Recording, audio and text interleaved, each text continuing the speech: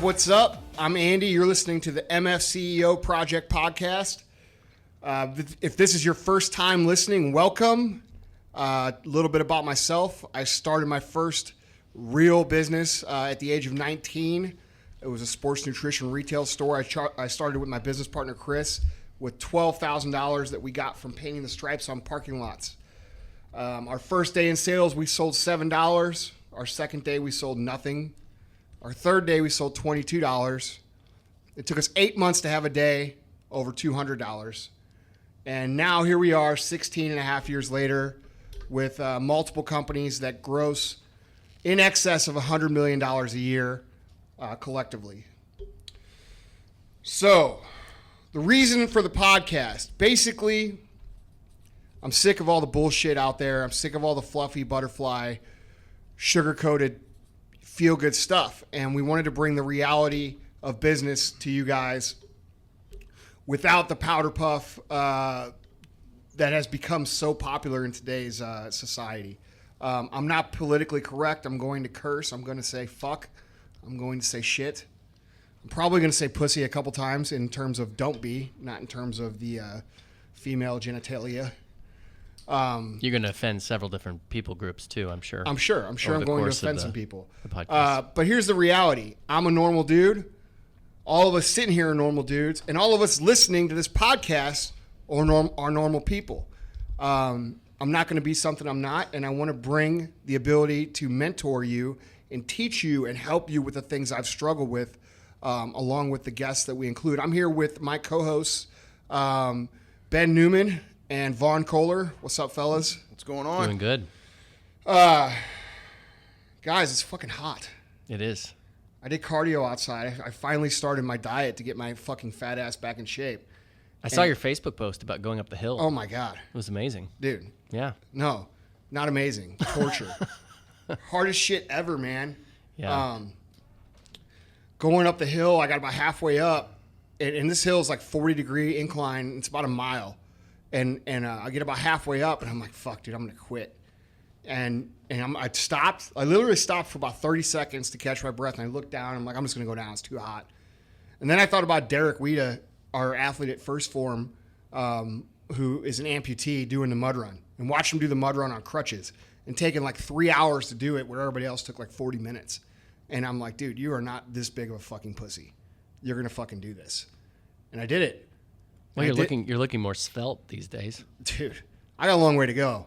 I go through that, though. I go through the up and downs, you know, probably like everybody. Everybody gets hot on their work ethic, hot on the track, whether it be in business, career, your physical, whatever it is. And then I go through phases where I'm not as disciplined, you know. And I think that's like something that most people don't realize is that's a normal thing for everybody. Mm-hmm. Even the most successful guys I know and talk to will tell me the same thing. They go through phases where they're on it and then they're off it. And most of the people I find that are successful are just very consistent in understanding the fact that they're going to have those times where they're hot and cold, and knowing that, you know, trying to minimize the bad things when you're cold and trying to maximize the hotness when you're hot, you know? Yeah. So I'm trying to get myself back in that hot on the physical aspect.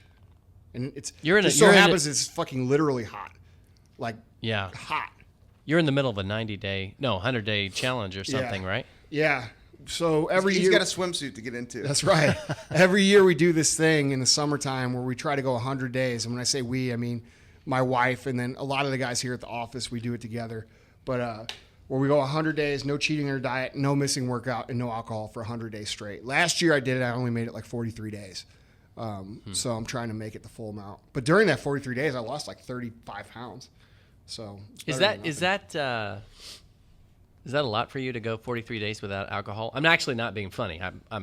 I mean, normally, yeah. You drink I'm like a lot. A pretty normal person. Yeah. I mean, I don't know. I when I'm not doing that, I probably, you know, I'm good for some beers on the weekend. Yeah.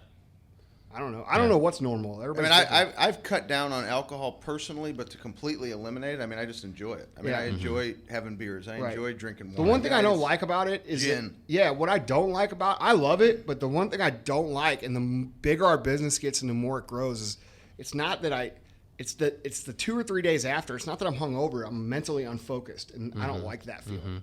You know, and I never used to have that when I was younger, but now that I'm, you know, getting in mid-30s and stuff and late 30s or whatever you want to call it, 36, I feel like I don't recover mentally as well as I used to. What's your drink of choice? Maker's Mark on the rocks. Mm-hmm. Ben? I do Sapphire and Tonic. Gin and tonic. Yeah. Everybody always gets me Blue Label for Christmas, you know, because they're like, oh, dude, Blue Label, it's expensive. He'll like it. I fucking hate it. Want that Maker's? Yeah, I want Maker's, man. $30 a bottle. It's good for me. Have you been to the factory there? Or No, but I heard it's awesome. It is awesome. I used to live in Louisville. Yeah. I heard it's cool. Emily and I are going to do that sometime. So, but yeah, so. Can I mention something real quick? Yeah. It's just sitting on me is hearing you tell your story, is how you chose to give a perspective of somebody like Derek.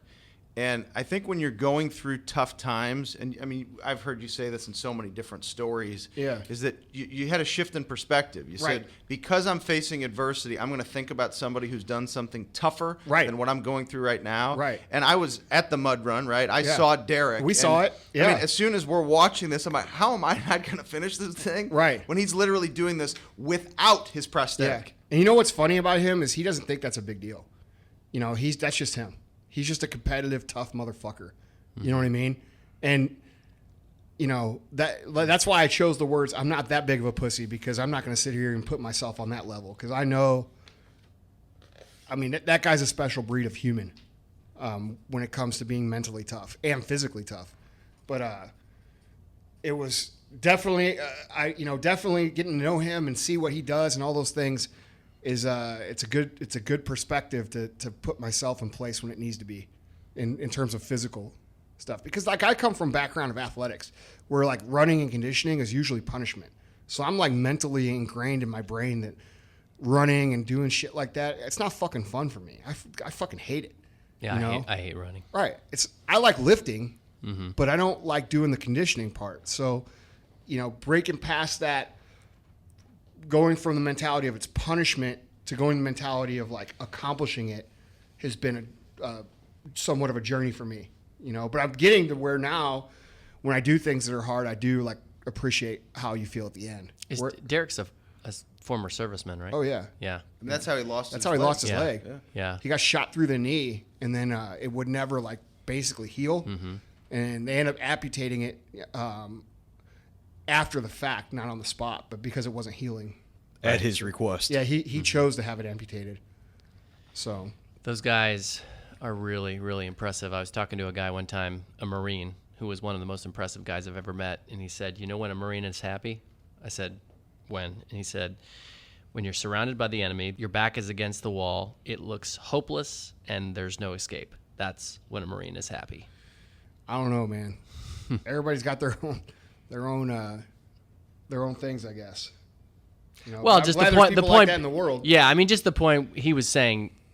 You know, he wanted the challenge. He wanted the challenge. He wanted to overcome it. Yeah, and I would agree with that. I said, you know, all the Marines that I know that I've gotten to know personally all have a similar mentality in terms of their willingness to like take the challenge.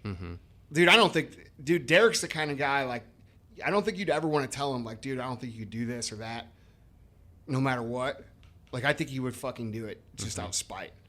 I think it's that mindset that the troops have. You know, and other people have this, but the troops, it's incredible. It's that sacrifice to whatever it takes to just get it done. Yeah. And a sacrifice to a bigger purpose. I remember a few months back I was speaking in Virginia Beach, and I had the opportunity to have dinner with one of the individuals from SEAL Team 6 who was there on the Bin Laden mission.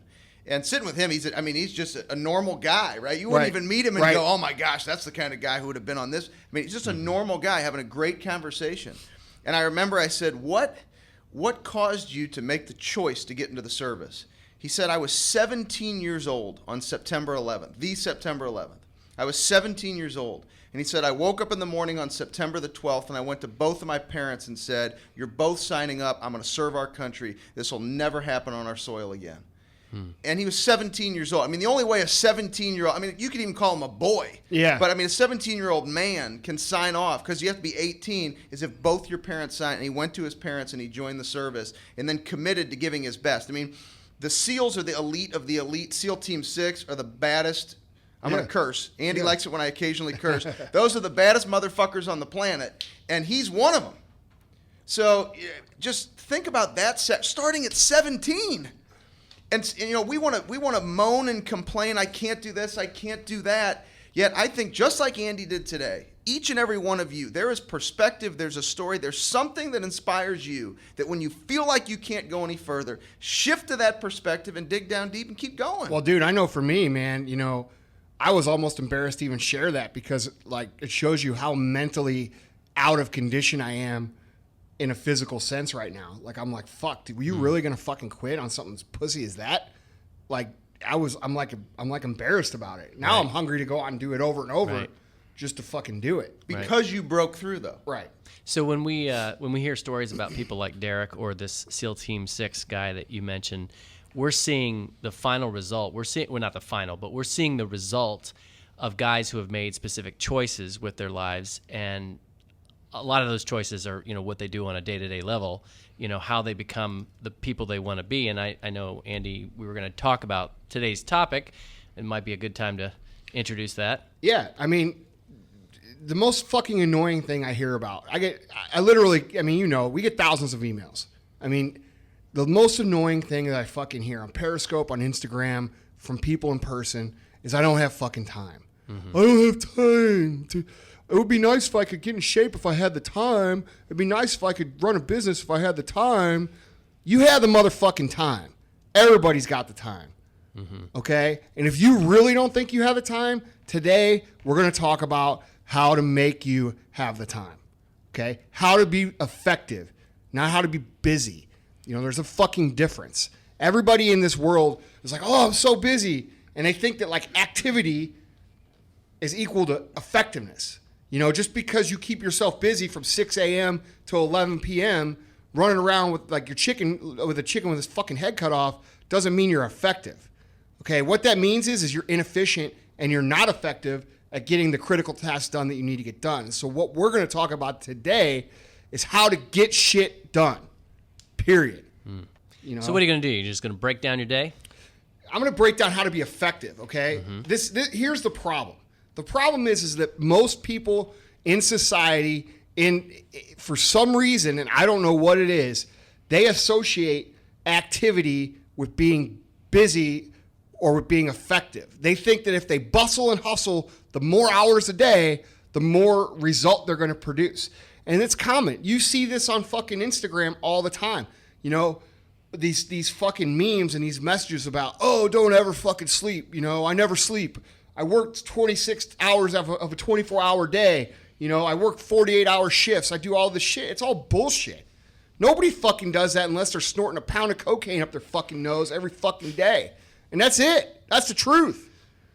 Okay? You got to learn to be effective. You got to learn to get your shit done. And the truth of the matter is if you become a master of getting your shit done, you can have your shit done by 9 o'clock in the fucking morning.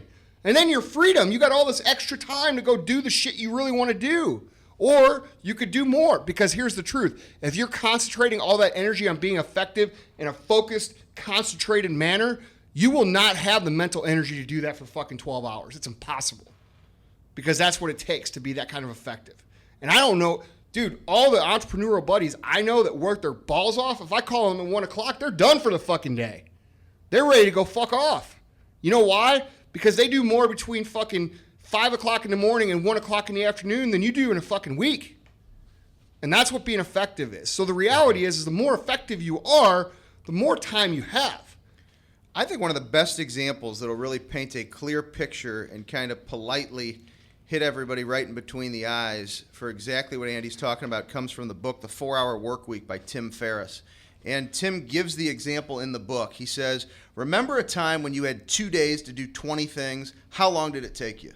It took you 2 days. He said, if I gave you the same list, the same 20 things that had to get done, and I gave you 2 hours, how long would it take you to do it? The answer, 2 hours. Why? Because when you choose to be efficient, when you choose to lock into a mindset where I'm going to get it done, you will find a way. And I agree with you. I mean, I know Vaughn's going to make me open up about my disciplines and how early I wake up, but the reality is I get up as early as I do so that I can have breakfast with my kids, so I can take my kids to school, so I can have people look at me like, does that dude even have a job? Yeah, I have a job. I just choose to be efficient so I can do the things that I want to do with my time, because when I work, I am working. I'm not right. just saying it's going to be a 19-hour day. And I'm not just clocking in and sitting there with my fucking coffee at Starbucks acting like I'm fucking busy and then sending out some bullshit invoice about all these hours you worked.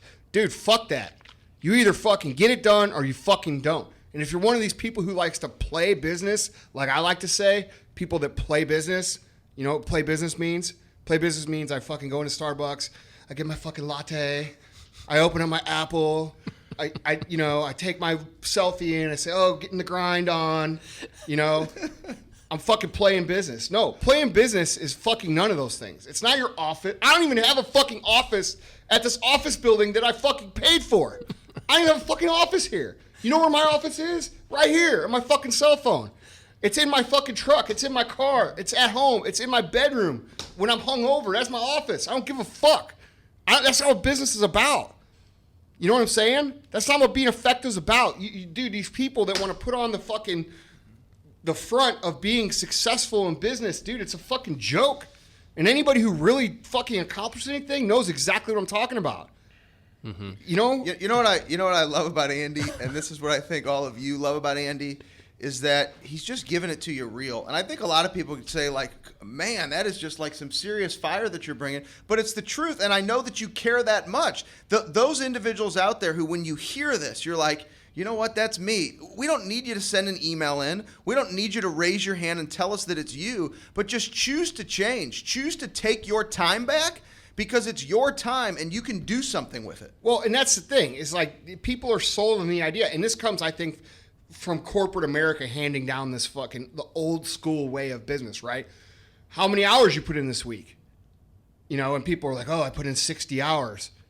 Well, that's really not the right fucking question. The right question is, and the question I asked, what the fuck did you get done this week? Because that's what's going to move you forward. Okay? So being busy and see, a lot of people have kids and obligations, and this is where they attack me because I don't have fucking kids. Well, number one, I don't have kids by fucking choice because I knew what I had to do to get to where I am. So that'll be the next phase of my life, hopefully. Second of all, if you do have kids, there's no reason you still can't get it done. There's millions of people out there that do that. Don't use your kids as a fucking excuse, because you know what's going to eventually happen is when you're fucking 60, you're going to say, man, I'm fucking miserable, I'm broken, I never did the things I wanted to do because of my kids. And how the fuck do you think that makes them feel? You're going to resent your own fucking kids because you didn't have the balls to go out and do your own shit? It's bullshit. Right. Where do you think we got this idea that... It's handed down from corporate America, man. But even before that, don't you think there is something that we attribute putting in time well, dude, as we working can get hard? really deep into this, because the reality is that if you're giving your this goes back to our podcast that went on today with Will Compton. If you're giving people something passionate to work on and something that excites them and gets them fucking pumped, they're not even watching the fucking hours they put in because they're worried about accomplishing the goal, right? So it comes down to the factory mentality. I've got to force. I have a human element that is not a creative contributor that I have to force to be here from the time of this time and that time for us to remain productive. And they have to make 400 widgets per shift. Otherwise, we're not going to make our money. And that mentality gets then put on the office staff, all right, who are supposed to be creative, the heart, the lifeblood of your business. But here's the problem. You know, when you fucking lock your office staff and you know, put them in terms of hours worked, they're going to start thinking of in terms of hours worked. They're not thinking of productiveness. You know, here we have a time minimum. We have a time here that you have to be here by in the morning, which is 9 o'clock, which usually people are like 7 o'clock. But I want my guys and my team to go out and get their workouts in or whatever they want to do before they get here. That way they're not worried about it. And we don't have a leaving time. Some guys get their shit done, they leave at 3:30. Some guys are here till 9 or 10 or even fucking midnight. Some guys spend the fucking night on the fucking couches here. And that's the truth. But that's what happens when you give people passionate shit to work on. They stop looking at the hours and they start looking at what they've accomplished. So, I mean, I think that the mentality comes down from companies trying to put mindless shit on people and force them to fucking work, you know, without allowing them or empowering them to be a creative part of the business. They take the factory mentality and put it on the office, which is a terrible thing to do. But I think that's where it comes from the most part. And then people get accustomed to that, because they're always getting asked, well, how many hours do you work? Because like you go to the bar and drink with your buddies, and they want to brag about what they did. They're like, oh, I fucking worked 75 hours this week. Well, I don't fucking give a shit. I couldn't tell you. I couldn't tell you the number of hours I worked in a week. I couldn't. Years, like 6, 7. I have no idea. I don't either. I know that all I know is I get more shit done between fucking Monday and Tuesday than most people get done in a month. And that's what we're talking about here. We're talking about being effective. Because those things that you get done, that actually get done, are the things that are going to drive you forward. All right? So we're going to get into a couple practical applications of how to do that, of how to be effective, okay? And I'll start with what I do. But most people, when they think about being effective, it's like whenever you take somebody who's completely out of shape and they think that they're going to go out and run a fucking 4 miles today and they're going to eat just tuna and water today and then, and they're going to lose all this weight that they had in a day. And guess what happens tomorrow when they wake up? They can't fucking move. And they're like, dude, fuck this. And they quit. So I think when it comes to being effective, most people bite off far more than what they can chew from the beginning. And dude, being effective and being efficient with your time is so simple. Who gets further? The guy who fucking is busy and gets his fucking latte and goes to Starbucks and spends 7 hours on Facebook and blah, blah, blah. Or the guy who fucking makes 5 simple things that he has to do every single day on a critical task list and gets them done over the course of time. And those things might take 2 hours. So here's what I do. I create what's called a power list. All right. My power list is 5 critical tasks. 5 critical tasks. And when I say critical tasks, those 5 tasks may encompass different areas of life. It could be physical, it could be career, and they all mix in, but only 5. All right, so they're not all 5 business. My list will look like this for today. My list would be do cardio, 40 minutes of cardio, do my weight workout, eat my 6 meals that are planned for me. That's 3 of those are physical for me today. My other 2 would be do the podcast and fucking call our manufacturer because I had a question about something that we were working on, a capsule product. That's it. Once I do those things, I won the day. I won the fucking day. You know why? Because I moved forward today. The rest of the day, I got to go do whatever I want. You know what I'm doing this afternoon? I'm going and picking up my new fucking Lamborghini. Nice. You know what I'm saying? I'm going to fuck off for the rest of the day after this podcast because the rest of my shit's done. That's the reality of being effective. That's the reality of getting your shit done. When you get it done every single day, those efforts and those tasks become cumulative. Now tomorrow, those fucking 3 tasks, those 2 tasks of cardio and weights, I don't have to lift tomorrow. So it's going to be cardio, it's going to be eat my meals, and the 3 other tasks are going to be probably business related. Right? Yeah. A key word that you just used, I think, is cumulative, and I think it's fair to say that people who it's compounding. It's just like compounding interest. But don't you think it's fair to say that people who are starting out are going to have more on their list? No, than you. That's you my don't point. Think so? My point is, don't overwhelm yourself with so much shit that you're like, okay, maybe it is 7 things, but don't fucking make it 70 things, right? Because those 70 things will never get done in one day, and just because you do them. When you get to item number 27, your mental fucking state to execute properly with the attention that needs to be applied to that task is now fucking gone because you've already wasted it on the first 26 items. So what happens is that when you try to do too much, your mental acuity gets rubbed, and your enthusiasm and your passion and your heart and all the things that make your work fucking great get numbed down to the point where you're producing less than quality work. Okay, so what happens when you produce less than quality work? Guess who produces better work? Your competition. Or the guy trying to get the same job as you, or the guy trying to this or that. Not many bosses look at an employee and say, oh, the guy's here all the time.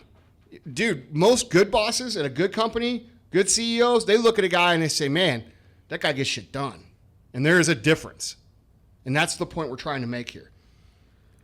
So Vaughn's looking at me right now. If you all could see Vaughn, because he knows this is a topic that it gets me pretty jacked up and fired up. And, Andy and I have so many similarities in this thinking. I go on 3 principles a day. I break it down: personal, professional, and of service to others. Many of you know I call this your prize fighter day. Well, and everybody, that's an important point before you start going. Everybody's got their own little system. All I'm doing is I am not telling you my system is the way. I'm telling you what I do. And see, that's one of the things when we teach this, the reason why it's called Your Prize Fighter Day is because it's about you choosing what you want to do every single day based upon the activities that you know will create victories. Now, Andy said it. What makes a win in the day? But if you pay attention, Andy wasn't saying it's a win based upon a result. It's a number of sales that came through the door. It's a win based upon the effort, the choices, the activity that he put forth in that day so he can look himself in the mirror at the end of the day and say, I intentionally got after it and I made the right choices to be successful. When you operate in that vacuum, you will drive success and performance on a level that you never knew was even possible for yourself. And not only that, the second most popular question I get in Periscopes or podcasts or email or whatever is this: how do I build the confidence I need to be successful? Well, I'm telling you, and Ben's telling you how to do that right now. I'll tell you the psychology behind it, because I get so jacked up about this. Here's the psychology. If you listen to what Andy just said with his day, all he's focused on was that given day. The way the world has been constructed for you is to look up at the sky and to say, you know what, I'm going to win today. How many points am I going to put up on the board? And too many people are focused on the results rather than the work that gets the results. So the reason why people lose confidence is because they wake up, they had a bad day yesterday, they lost a business deal, and they're still worried about it. As opposed to when you have a mindset that Andy's talking about, or what I'm talking about, it's really the same thing. All you're worried about is the work that you can do today. So even if you made a monster sale the day before, it no longer matters because it's your commitment with what you're going to do with the day that you have. If you had a bad day before, that no longer matters. It's what you're going to do with the day that you have. If you've got a big sale that's locked up for tomorrow, it doesn't matter. It's about what you're going to do today. And if you compound your max effort in all areas of your life. Andy just mentioned nutrition. Andy talked about personal. Andy talked about business. If you break these things down and you compound them daily, day over day over day over day, I'll tell you right now, it's impossible to not be successful. No, it is impossible. And here's the point that you always say attack the process. And when I first met you, you said that, and you would say that, and I was like, man, what's he talking about? But then what I realized was that it's so fucking simple. It's what I already do, and it's what all successful people do. And there's a little, and this is where a lot of people get hung up. There's a faith aspect to what we're talking about. A lot of people have this thought in their head, and I'm not even talking about religious faith. I'm just saying faith. Okay, belief in yourself, faith, belief that the result will be there if you do the work. A lot of people don't do the work because they have this thing in their head that they say, well, what if I go out and I do all this work for 6 months in a row and nothing happens? That's what they think. So they don't do anything. And then 20 years from now, they're like, fuck, I got fucked over by the world. No, you fucked yourself over. But the scenario you just gave is that they gave up in the 6 month. No, it took you 12 years before you really started making the money, but you kept fighting for that purpose. When you give up in 6 months, that's what you get. You get nothing because you quit. That's right. If you continue to work and you continue to compound it, doing things for the right reasons, serving people, believing in yourself and getting after it.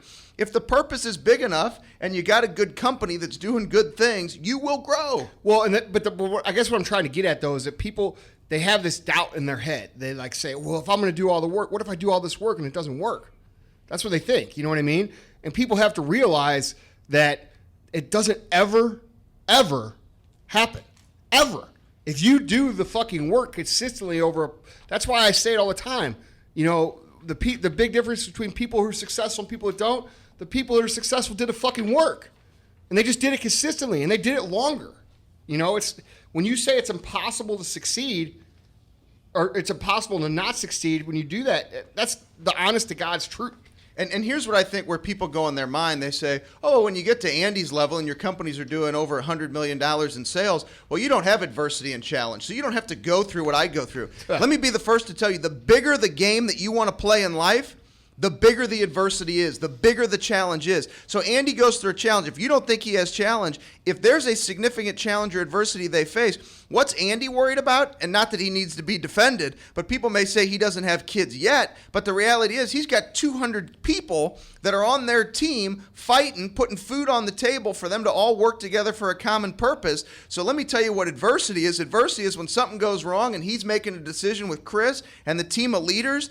that's going to come down on him. But he has to choose to respond, and it's not easy every single day. He works his butt off. He goes through adversity, but he keeps fighting. Well, and, Tony Robbins said something that stuck with me a long time ago. I love Tony Robbins' material. But his quote is, and I believe I could be misquoting this a little bit, but not by much, but your success is going to be in direct proportion to the amount of discomfort that you can live with. So your success is going to be in direct proportion to the amount of discomfort that you can live with.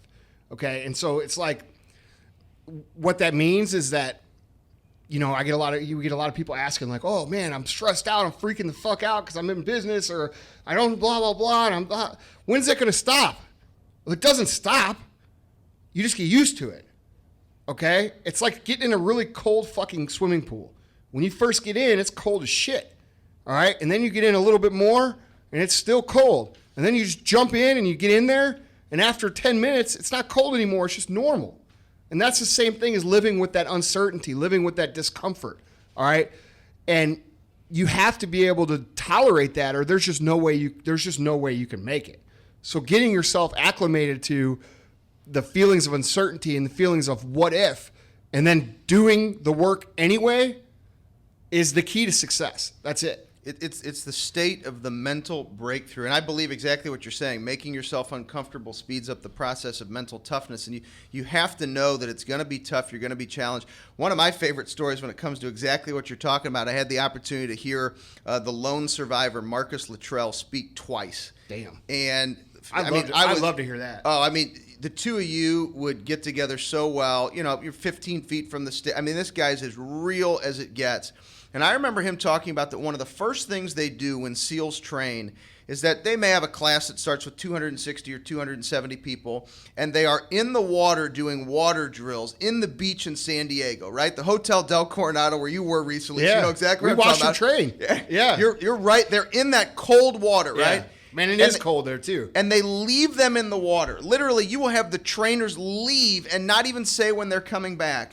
And Marcus said there are grown men who have gone their whole lives saying, I want to be a SEAL.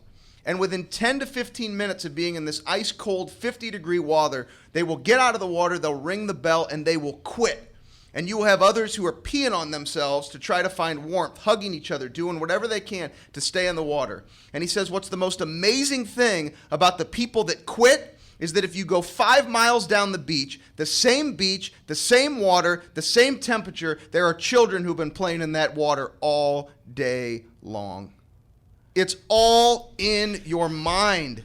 You have to be willing to break through. God, that's awesome. If you tell I got yourself, goosebumps. if you tell yourself it's over, guess what? It's over. And that's what I'm telling you. We just want you to hear is that stop telling yourself that it's over. Stop telling yourself that you don't have time. Stop telling yourself that you can't do it. Know that you have everything that it takes inside of you to achieve the things that you want. And there's great teammates, mentors, coaches. A lot of people say, Ben, I don't have money to hire you to be my coach. Well, then you know what? We're giving you coaching right now. Yeah. We're giving you mentoring right now. Right. Yeah. But you have to accept it. No, but dude, and then we're getting into a whole another thing here. And I'm going to stop us real quick because I got to do a couple things and housekeeping things before we go on. So I just obviously... Vaughn, you dropped the topic. You got us hot in here, baby.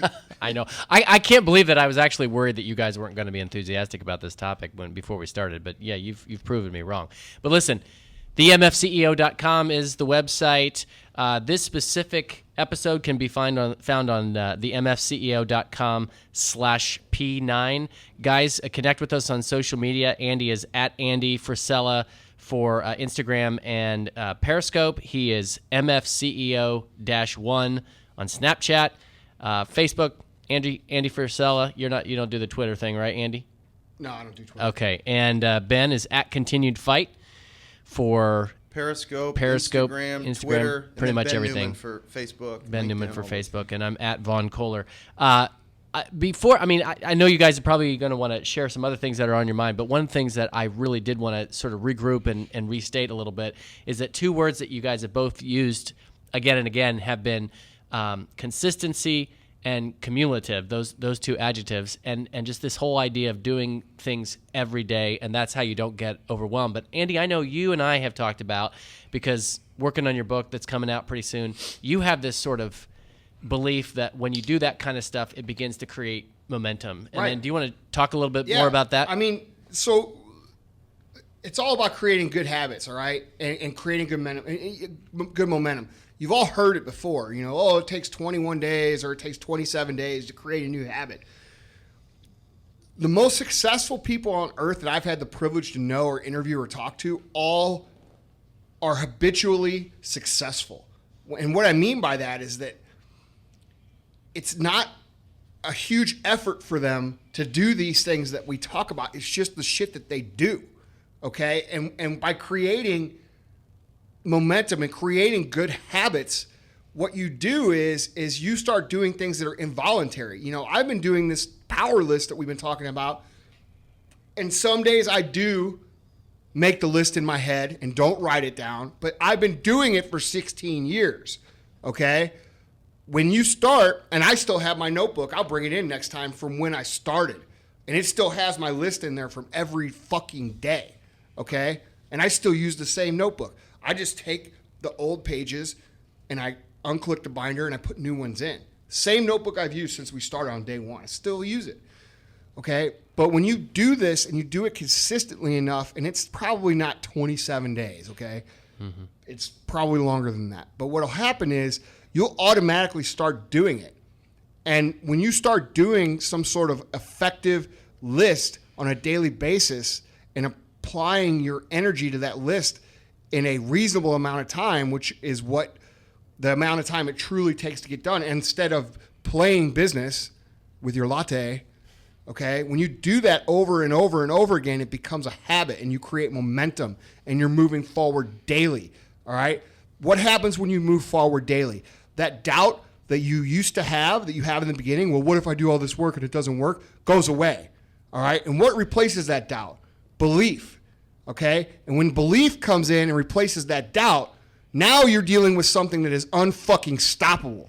You're dealing with a force to be fucking reckoned with in terms of success. There is not one thing in my brain that I think that I would want to do that I don't think I can do. And it's not a matter of, when people come to me with business ideas, they say things like, well, do you think this will work? That's the wrong fucking idea. You know what I say? You're going to make it fucking work. All right? That's the entrepreneur mindset. That's the mindset of success. Take the path.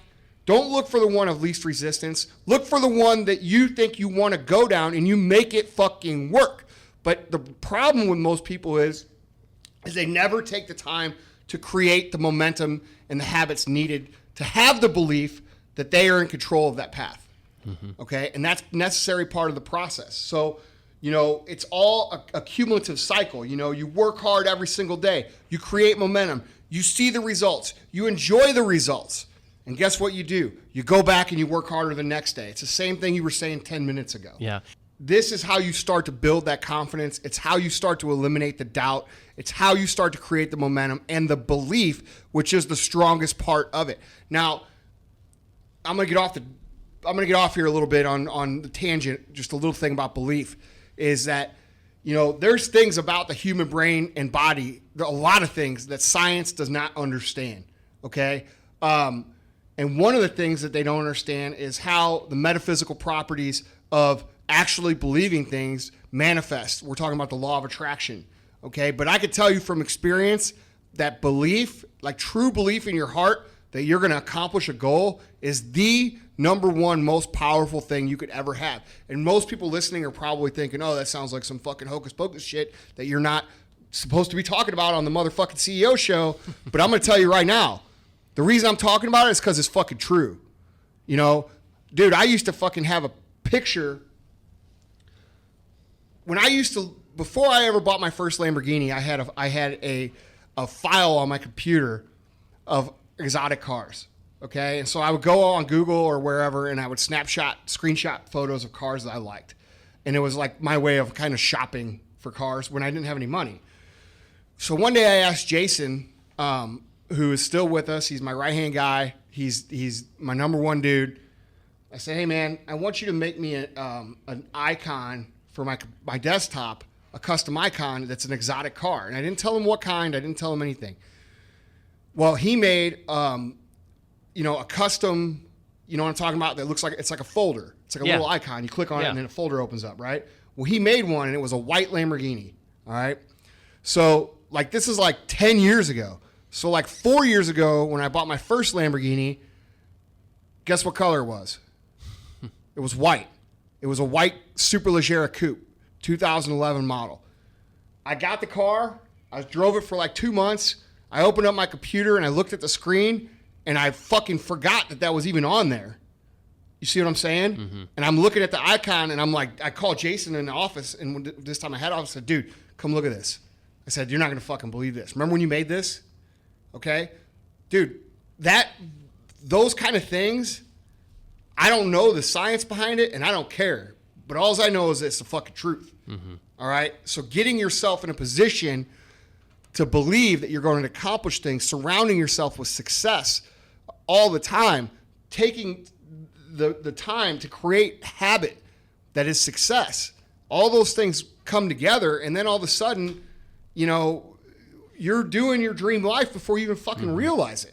I think the thing that's so powerful is that what you're saying has been affirmed by all sorts of different people, like from the secret people to, in the Bible, there's a verse that says, as a man thinks, so he is. Yeah, but so this is like rock solid truth, regardless of where the people are getting it from. But the thing is, though, is people find excuses. And we're talking about being effective with your time, but what I was going to say before we went on the break for a minute is that we're getting into a little bit different of a topic, which is people tend to try to find excuses wherever they can.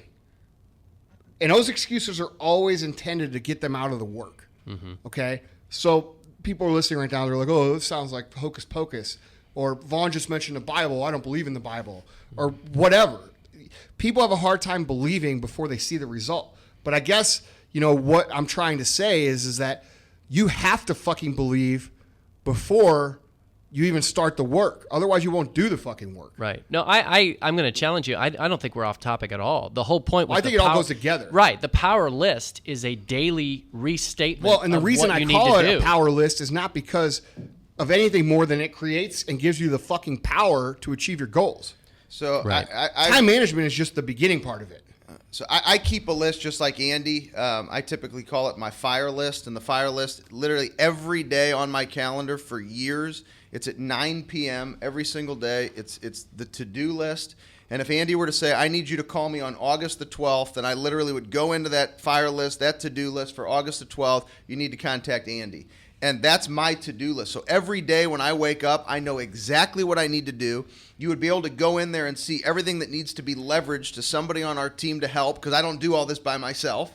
And all of it is detailed and organized. The organization is such a key because it gives you an understanding of what you need to do to get it accomplished on that day. And that, for me, prize fighter day, the critical list, it's all the same stuff. Mm-hmm.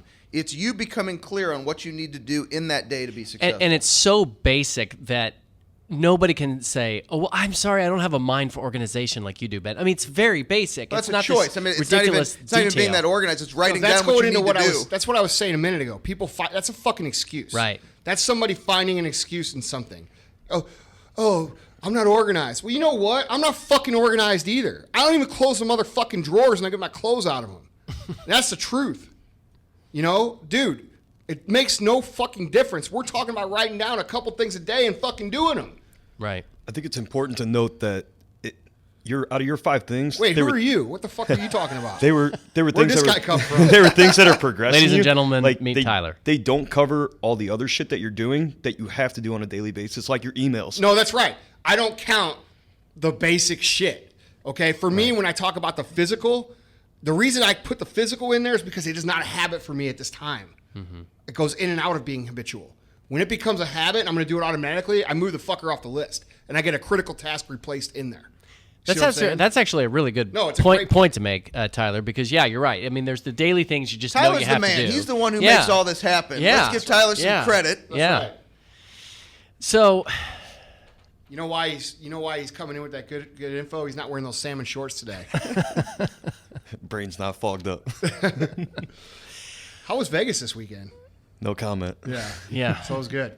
So, I'm gonna turn this in a little bit different direction. I'm curious, guys, because there are a lot of people who say that in order to help you to ensure that you're going to do your 5 critical things on your list or your power list or whatever you call it. Some people suggest, and there's some psychology behind this. There's some surveys behind this or some research. Some people suggest that you make your to-do list public. How do you feel about that? If that creates the external pressure you need to succeed, I mean, I don't think there's anything wrong with it. I don't know. It kind of holds you accountable. It does. I mean, it depends on how weak you are in that area. For me right now, personally, like and as funny as it is that I'm in the fitness industry, but it just goes to show you that when you don't practice the habits that you get weak in those areas. I mean, there's times in my life where you couldn't get me to eat a fucking pizza or couldn't get me to have a drink. And because I didn't do those things for so long, my strength went down, just like it would go down if I wasn't in the weight room. The one area of my life I've never let the strength really go down is my business life because other people depend on me. So it gives the external pressure that I need. I think external pressure is something that some people fucking need. For me, making a post online about doing my work, that lets people know. I don't necessarily say, hey guys, I'm going to fucking do this and hold me accountable, but at least people know I'm making an effort. That way, if they see me at fucking Billy G's or, this bar here locally pounding beers, they're going to be like, what the fuck, man? I mean, it makes me a little more accountable. I don't know. What do you think, Ben? I think it really comes down to people's choice. I mean, for those individuals that I coach or, for those of you, you can actually get, it's called Your Mental Toughness Playbook. Everybody can get it for free at freeplaybook.net, but it really dives down to you choosing the behaviors that you already know are going to make you successful. So I don't necessarily think a survey is going to tell us what we need to do. And, the authors and speakers that do what I do when it comes to the topic of waking up in the morning, there's a lot of authors, they say, oh, you have to wake up at 6 a.m. to be successful. No, I think you know what you need to do to be successful. You know what time you need to wake up. You know what's going to drive efficiency. It's you choosing to not do it. So if you challenge yourself to wake up earlier, you challenge yourself to get uncomfortable and do the things that you need to do to be successful, you will be successful. But I think it's a matter of choice rather than saying, you have to put it out there to be accountable. If Andy's a guy who says for accountability, I have to put it out there, then I'd say put it out there. No, it's about finding what works for you. That's dude, that's what I'm saying. You get up at fucking 3 a.m. I don't get up till fucking 8. But you know what? I bet we still get a lot of shit done, both of us. And that's all. Some people hear that I wake up at 3 o'clock in the morning, and they're like, oh my gosh, that's crazy. You wake up at 3 o'clock in the morning. But you know what? I also go to bed earlier than Andy. Andy gets up with a mindset to hit that critical list and be efficient. So I don't care what time you get up, because the reality is there's people listening to this podcast that work through the night. Dude, that's what I'm saying. And you will see this. You will see people who are like quote unquote motivational fucking gurus that try to define and nail down this absolute That's my list. point. You can't do that. No, you can't do it. Like what you're saying about the putting it out there in public, it depends on the person. Mm-hmm. Like there is no fucking quote unquote way that because I remember when I used to read that shit and people would be like, oh, you got to get up at 5 o'clock in the morning. Well, I've never been a fucking 5 o'clock in the morning guy. It's just not me, But and I might wake up at 8 o'clock, and most of you probably get up earlier than me. But you know what? I'll bet by 10 o'clock I got more shit done than you. And that's not being an asshole. That's just being effective. It's the amount of time. It's when you wake up. And if you want more time, and we can go into that. Wake up earlier. You can find more time. There's different efficiencies. I can go through the math on that. It's actually pretty interesting to hear. But I think of our guy, Big Ty Russ. Ty's a guy who there are times where he's going to work through the night. So if I'm a speaker who tells you have to work up at 5 a.m., I'd be telling Big Ty, you have to wake up when you're already up and working. It makes no sense. Right. So you have to look at the parameters in which you're given for your life, whether you're working for somebody else, working for yourself, and you have to determine, what do I need to do in this day to be successful? Well, if you feel like you're running out of time, get up earlier. I don't care if you wake up at 8 or 9 or 6 or 3, wake up earlier. Mm-hmm. Yeah, that's right. Mm-hmm. And I'll give you a prime example. When Chris and I were running our retail store before we had First Form, before we had any of our other company, it was just First Form, or just S2, I'm sorry, our supplement superstores. We would work the store, from 8:30 till 9 o'clock at night.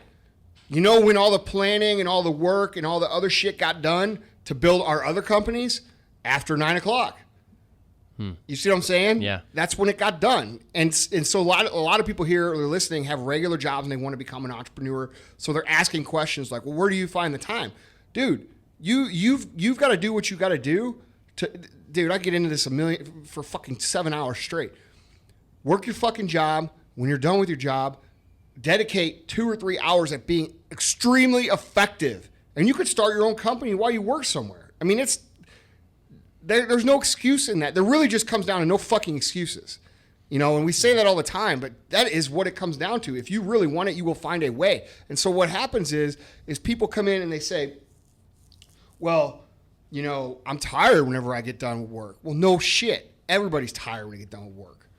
But how many people have built companies and working a full-time job or 2 jobs or 3 jobs? Are you telling me you can't run up that motherfucking hill like I just did this morning? Mm-hmm. I think what happens is a lot of times people see the product and they think that it can't be that hard. And they don't realize that success is hard. They don't realize they think it's easier for somebody like you or somebody like me or some. They have this story. It's internal dialogue. It's, oh, fucking Richard Branson. Dude, I had a guy yesterday on fucking Instagram say, you're a fucking, this is the exact quote, you're a fucking fraud. You know why? Because I seen a million guys just like you that got lucky in business and got lucky in business and then turn around and act like you're going to be some sort of mentor. That's what his comment was. And I fucking started to reply, and then I thought about it. I'm like, you know what? Fuck this guy. I'm just banned him. Because I'll straight up ban people. I don't give a fuck. Mm-hmm. But I started to reply, but you know what my reply was going to be and what I thought about it? You know what? You're right, dude. I was lucky. I was lucky to spend all that time in the back of my store on a piss-stained fucking mattress. I was lucky to spend all that time learning how to fucking create value in myself and my business. I was lucky to spend all that time learning how to actually help customers because without all those struggles that I had, I wouldn't fucking be here. So you know what? You're fucking right. I am lucky. Mm-hmm. Fuck you. Okay, guys. So, Andy, you talked about doing what works for you. Ben, your big thing since I've known you, you even put them in all caps, is own your success. Find the daily habits that drive your success. So one of the things that I want to tease out a little bit, though, is that you guys, the assumption here is that people will actually spend a little bit of time to figure out what works for them. So, because in my opinion, the only way that... You want to know how you figure it out? Yeah, go ahead. You figure it out by waking up 30 minutes earlier in a day. Or you go to bed 30 minutes later. Take 30 minutes. You want to know how you figure it out? You want an extra time. You run out of time. You don't have time to do something. Here's 30 minutes, guys. Here's the math on this. 30 minutes. 30 minutes a day, whether you take it in the morning or at night, times 5 days in a week is 2.5 hours, times 4 weeks in a month is 10 hours. If Andy and I gave each and every single one of you listening, and Vaughn and Tyler, we said we're giving everybody a gift, you're getting an extra day a month. It's an extra day to be more efficient. If I gave you 10 hours right now, would you be more successful? And you know the answer is yes, but most people aren't willing to take the 30 minutes and do something with it. And if you times that by 12, that is 12 days a year. That is more days than I had vacation time, my first job out of college from Michigan State University. So it's all in how you break it down. And most people, it's much easier to say, I don't have time, than to actually look at your day, find the time, and actually go do something with it, and compound the go do something with it with a critical list day over day over day over day until you get what you wanted, and then you set a bigger goal and you keep fighting again, and you keep surrounding yourself with guys like Andy who motivate the hell out of you to give yourself a bigger vision to keep fighting. I like this topic. I get a little fiery. Don't look at me. I dropped the mic and fuck you a minute ago. Okay. So, critical list. Find out what works for you. What's the next? You got another point? Anything else you guys want to add? Dude. Tyler, I'll make good on my promise from the beginning of the fucking podcast. Don't be a fucking pussy. You know? Quit telling yourself you don't have the fucking time. Quit telling yourself that somebody else has circumstances that are different from yours that make them super powerful. You know what you're doing? You're fucking negating and disrespecting that person's work ethic and the price they've paid to get where they want to go. In our business, our fitness business, supplement store, people come in and they say this shit. Well, you know, Tyler, you'll laugh because you already know what I'm going to say. I was gonna chime in actually. You already know what I'm going to say. I do. Because everybody comes in the store and they say this shit, and it's so fucking offensive. Yet they don't realize how offensive it is. They say, "Well, you know, I don't want to work out. I don't want to get too serious because, like, you know, I don't want to look like Arnold Schwarzenegger or anything."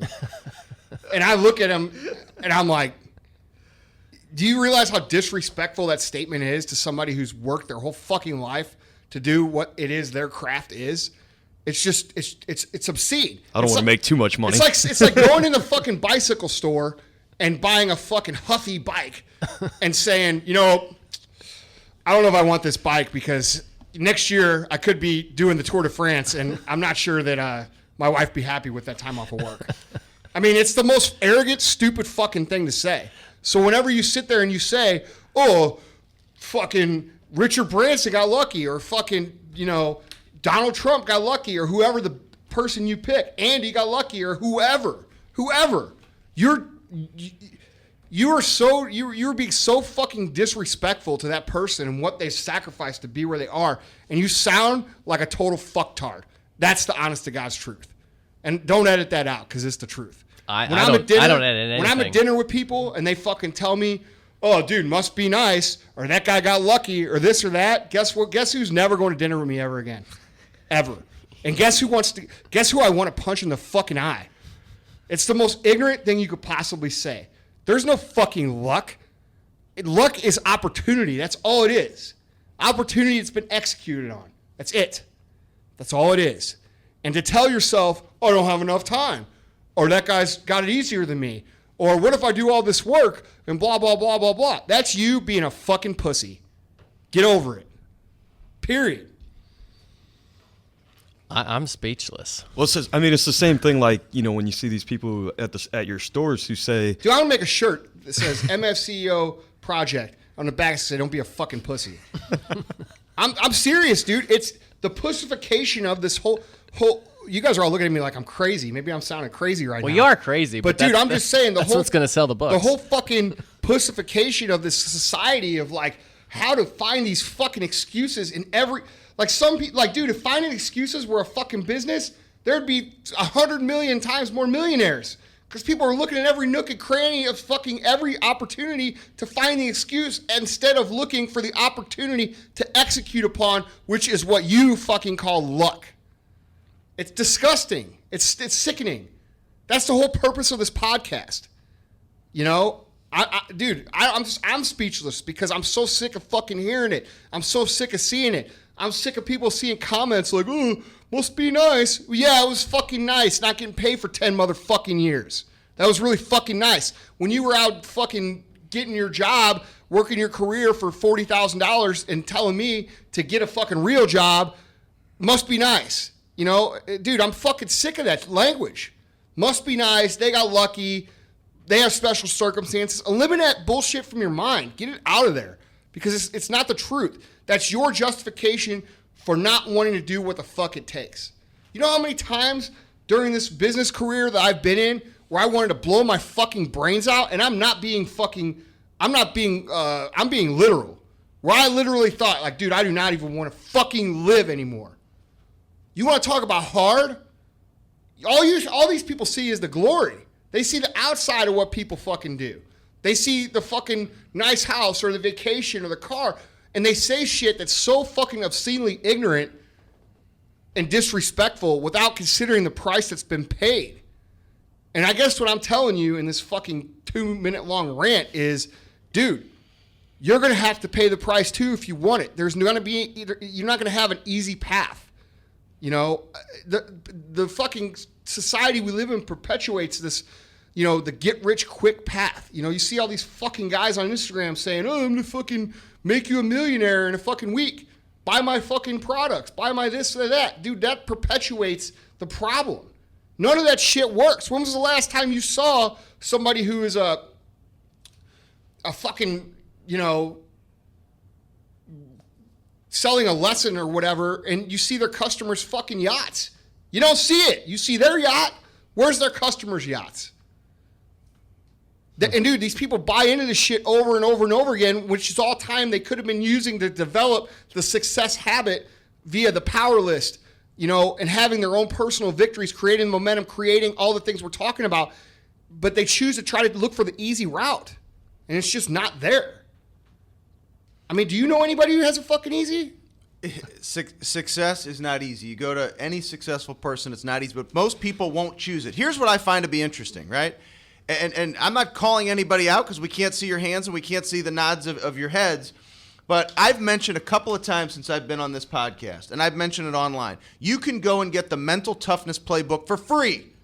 Freeplaybook.net. It is the 6 proven mental training tools that have been put to the test by Super Bowl champions, NCAA champions, people running $100 million companies, literally the exact same things that I would show Andy if I were coaching Andy. The same principles, and it's free. You put in your name, you put in your email, you can have it for free. And it's like, how many people have actually taken advantage of it? No. And the cool thing about Periscope is I had a guy recently, I was doing a Periscope, he's in Japan, and while I'm going live, he's like, man, I checked out the playbook, it's awesome, it's really helping me. And I'm thinking, thank you for somebody who's actually downloading it. Doing the work. They're doing the work. I'm not selling you the book. I have books that I could sell you. Go buy them on Amazon. But I'll give you one for free, and it's the one that'll make the most difference in your life because the principles that I write about in the books, I've pulled them out and put them in this playbook. And then people want to call us and they want to say, what do I need to do to be successful? Dude, it's you know in the what? book. Dude, it's the same thing I'm sitting here saying. People think there's some fucking secret that after we turn the microphones off here that we all talk about, we're like, hey, you know, like here's the real secret that we're not fucking telling anybody. We don't fucking do that. There is no secret. The secret is what we're telling you. The difference is that you're choosing to do or not fucking do it. And that's it. Yeah. That's my whole point. All these exercises, Andy's critical list, I call it a prize fighter day, it's in that playbook. Dude. Prize fighter day morning, it's in the playbook, and how many people have downloaded it, right? So we're literally saying, go get it for free, and it is the guide that'll help you follow through on everything that Andy said on this podcast. And I'd be interested to see of the 6,000-7,000 downloads a day that this podcast gets, how many people would actually go and download that book when we're giving it to you for free, and it might just be the difference in your life. And I'll give you 2 examples. I think this will resonate well because I want everybody to choose to take action on something today from this time together we had. I had a woman from a Fortune 500 company, an executive, contact me. She wanted to become a professional speaker and a coach. We get together. I said, how many times on a daily basis do you tell people that that's what you want to do? And she said, I never tell people about it. And I said, well, what's your expectation that you're going to drive business if nobody knows this is what you want to do? So I said, okay, let's set a goal to start. I said, could you 5 times a day, whether it's email, phone calls, 5 times a day, let people know? And she goes, well, I could give it a try. Well, long story short, that woman is no longer trying to be a speaker or coach because she couldn't do it 5 times a day. It's not what she wanted. She couldn't choose it. How easy was that to build the habit from there? Then you take a kid that had hired me to speak when he was the speaking agent at a company up in Canada where I've done a lot of speaking. This kid's now at another company. He contacts me, hey, I'd like to put together one of your boot camps that you do up in Vancouver. I give him action steps. This kid is solidifying sponsors. He's putting butts in the seats because he wants it. So you have to hit that moment. Vaughn, you tripled in terms of your business because you wanted it. That's all Andy and I are trying to get across here. Yes, we get excited. Yes, we get fired up. We just want you to take the strength, the courage, the conviction, the belief you have in yourself, and just choose to go do something with it. It's really not any more complicated. You know, it's extremely frustrating for me when people say they want it but can't follow it up with any action. It's the most fucking irritating thing on the face of the earth because you don't need me or Ben or Vaughn or fucking anybody, Tony Robbins or any of these dudes who dedicate their fucking lives to helping people to give you permission, quote unquote, to succeed. You've got to give yourself permission. You've got to say, you know what? I do want this and I'm going to go fucking take it. Because the reality is nobody, not me, not Ben, not Vaughn, not anybody is going to come up and give you this fucking opportunity and say, oh, here you go, my friend. Here's an opportunity for you to finally step out of your comfort zone and become the successful person that you want to become. You've got to decide to do it on your own. And the way you decide to do it is not through your fucking voice. It's not through your affirmations. It's through your fucking action. It's what you do, okay? Which is why writing down 5 things a day to go fucking do becomes extremely powerful because it takes you from a shit talker to a motherfucking doer. And when you become a motherfucking doer and that's a habit for you, guess what happens? Anything that you want. And that's the bottom line. And I think that's the final word. You want to close with any other? I heard the mic drop pretty loud. Yeah, on that the one. mic dropped on that one. Yeah, like All I right. said, I've been speechless multiple times this podcast. Well, so, fuck, man. I mean, how many times we got to talk about the same shit without making somebody get up and go do something? Yeah, Tell us with your fucking actions. Don't tell me. Show me. yeah. We're in fucking Missouri. You know what Missouri is? Show me state. That's baby. right. Don't give a fuck what you say. It's what you do, and that's what the world rewards. The world does not reward affirmations. It does not reward talk. It rewards actions. And speaking of actions, you know, the reviews that have been flowing in, it's very humbling to read and the difference that this is making for so many individuals. But, you know, rather than just sending the reviews that say, hey, it was really good, you know, if you want that accountability like Vaughn talked about earlier, leave a review and do what Andy just said. What was the action step? What did you do from what we just talked about? Yeah, What did that's you good. do? Yeah, hashtag power list. What's your, Dude, what is it? I want to summarize this one more time. All right, look. The purpose of defining the effective task that you need to take is for you to create momentum, power, and a habit of success. It's to create confidence, okay? And it's to create momentum forward, all right? Execute on items 1 through 5.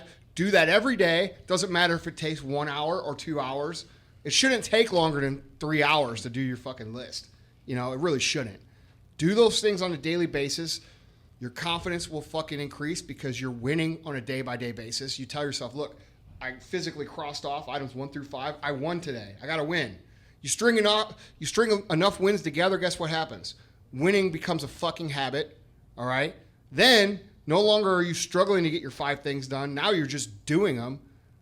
Okay, now you're a habitual winner on a daily basis. And if you can habitually win for 10 years in a fucking row, what do you think your life's going to look like? It's going to be everything that you've ever wanted it to be. Mm-hmm. You know, you remove the quote unquote what if out of the equation. What if I do all this work? What if the world doesn't reward me the way it rewarded him? You make adjustments along the way to create the result.